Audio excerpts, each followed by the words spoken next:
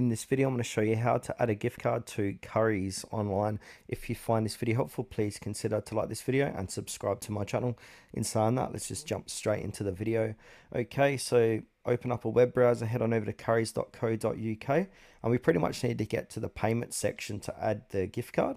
So I'm just going to put a random product into my cart. I'm going to click onto, say, gaming consoles. I'm going to choose this first one here, going to add it to my basket, this PlayStation 5. Then I'm going to click continue without care and repair. And now here's the cart. So what we need to do is click onto checkout. And then choose your delivery options. I'm going to click on collect it. Just going to choose my local store. Now I'm going to scroll down.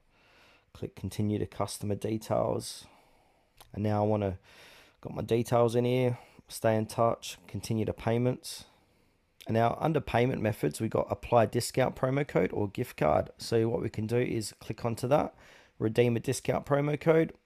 You can put in a promo code if you got one as well, but here use a gift card or a gift card. So put in the card number, your PIN, apply gift card, and whatever that amounts to, it will be subtracted off the total order here. So say that gift card's for £100, I'm going to have to pay the remaining £379 using my debit or credit card, etc.